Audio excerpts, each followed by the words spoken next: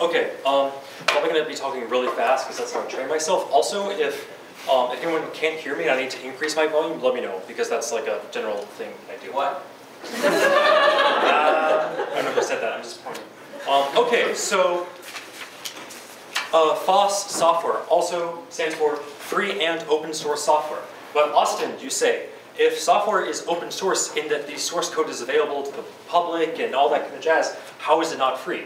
It depends on your definition of freedom. It's more complicated than that, and I don't know how to work this computer, ironically enough. So, okay, but of course I have to explain why I'm even talking about this. So, FOSS software, I'll just call it FOSS software. The Linux operating system is a particularly good example of FOSS software. You may not know about it, and you may not even think you use it day to day in your personal computing, but Linux / variants of Unix, which is what Linux is based off of, all this FOSS software is what drives the vast majority of web servers and de facto the internet. In addition to driving, it's the core of Android, which is the most popular phone operating system in the world. So you actually interact with Linux systems all the time, pretty much all day. And this is the best picture of the internet that I've ever been able to find. It makes no sense. It's coming out of the screen or something. It's a weird keyboard too. So let me talk about the history of software in a minute and a half. So in the 60s, you have everybody's free-loving and free coding and stuff like that. And there's not that many people who are actually doing software. It's really just some people in academia, it's some corporate people, it's some military intelligence people. There's not that many people, and there's not that many computers. And the computers are very different, sometimes they're the sizes of rooms, that kind of thing. So code is generally very, very free. In part because everybody knows each other, you all join the same club when you're doing computing in this age. At the same time, you have to be able to modify software to work on your own individual computer because the computers are so different. And so modifiability and distribution are necessary parts of what defines software in this case. There's also not the notion of software as a product that you could sell doesn't even really exist. It's mostly just thinking about hardware. This changes in the 70s. Operating systems, things like Macintosh, OS X, Windows, the main things that drive your computer, they start to get sufficiently complicated enough, and the same thing goes for compilers. At the same time that there's now an increase in the size of the market for microcomputers and for personal computers, that you can actually feasibly make some good money selling software for the first time. And so with this comes proprietary licensing. You get licensing for your programs that says hey, don't just give this away to your friends for free, which no one does ever, of course. At the same time in the 70s, AT&T, their Bell Labs, they invent this another operating system, just one of many at the time, called Unix, which is going to become really important. And so as we go into the 80s and more software starts to become proprietary, sellable, it starts to become more expensive to produce good quality software because systems are getting more complicated. AT&T decides, hey, Unix is actually really popular and we like money, so it's proprietary now. You can't just share it for free. At the same time this is happening, in the middle of the 80s, this guy, Richard Stallman, and many other people, don't get me wrong, it's not just him, he actually still lives in Cambridge, and he still runs the Free Software Foundation, which is what he made. Also, there's another name for it called the GNU Project. GNU stands for, it's a recursive acronym, GNU is not Unix. And so he thought back to when he was a grad student at MIT in the 70s, when code, at least in academia, was still free, and he saw the societal value that they got personally from cross-collaborating with other grad students and with professors to make software better, and he remembers how much better that made the software. And then he abstracts that to the notion of what if this was true on a societal level, in that code development on a society level was collaborative, open, people shared code freely, and he sees this as a different way of thinking in contrast to the growing proprietariness of software developing at the time. And so he founds this foundation that exists for free software, and he makes this thing in the late 80s called the General Public License, the GNU license, or the GPL license. And so at this time, there's a lot of software going around that's proprietary, it has proprietary licensing, don't give it away for free. The GPL license is the exact opposite of that, where not only like if you declare the GPL license in your software, not only is it free, like basically forever, and everyone has access to the source code, but all code that inherits from that code, because all code is like this gigantic linear tree, it builds off prior ideas.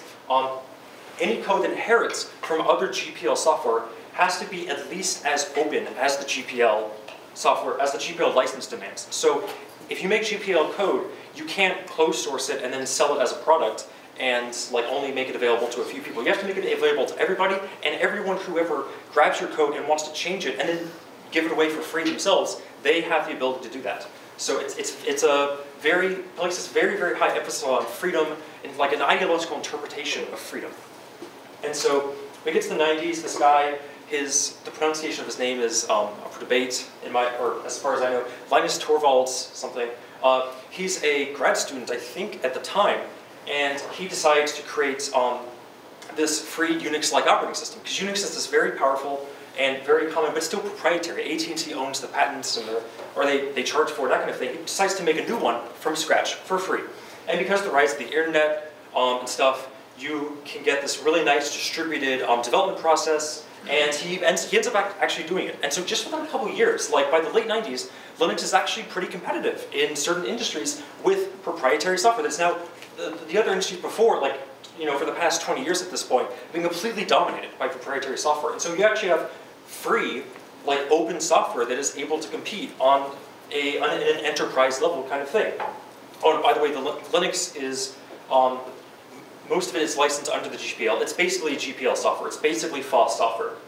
However, some people who eventually go on to create the open source initiative, which is where the open source term comes from, they think, well, they know for a fact that free software is not as sellable. When you're trying to like sell to your manager, hey, there's this other like software that is way cheaper to include and is just as good, telling them it's free software generally, it hurts the case because it just sounds crappy. In addition to that, they don't like the whole like societal imperative, like, freedom of code and stuff is important for society and it helps society as a whole. They don't like that whole thing. They mostly care about just making effective software. But still having the source code available. Like they see open source code as the best way to make effective software in an ecosystem kind of environment. And so they branch off and they literally invent this term, open source, which is supposed to be, in an enterprise way, sexy, sellable, but it still has like, open connotations. And also one of the fundamental things is that you still provide the source code with your programs. So this is really like, the core of what I'm trying to talk about is that the free software, as we define here, free it's not the same thing as like it doesn't cost any money.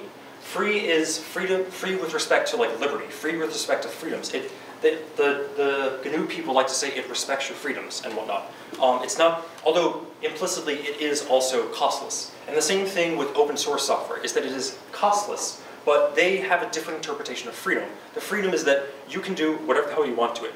If you want to like take open source code and then you want to let other people make proprietary closed source like copies of it and then use it in production and make a business out of it, that's totally fine, going by the open source definition. By the free definition, that's not okay because you're limiting the rights of your users. These are just different. The main thing is these are different interpretations of freedom. And so people who basically are more commonly in corporate environments don't like the free software approach because you're making a lot of like expectations on limitations of your users and whatnot, as opposed to the open source one, which is intended to be a little bit more conducive or friendly to business and being able to profit directly off of software. And so, yeah, I'm kind of flying past these slides, but that's actually the crux of what I was trying to say. Actually, that's pretty much my whole talk at this point. Except for, this is totally unrelated.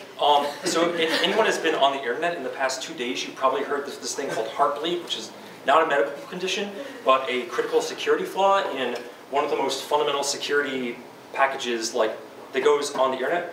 And basically what you should do is sometime next week, not kidding, you should reset all of your passwords that you use to browse stuff on the web. Because it's that fundamental of a security flaw.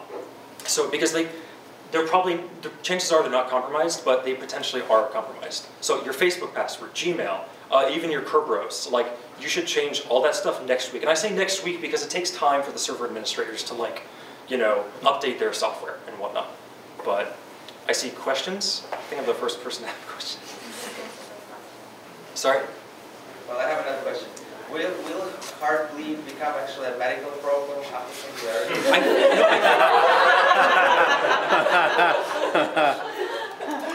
I mean, you can have memory leaks technically, and you know, your artificial heart would bleed RAM and stuff, I guess. So yeah, I think it could be because we could be saying this again several decades from now. But yeah, I guess that's my talk.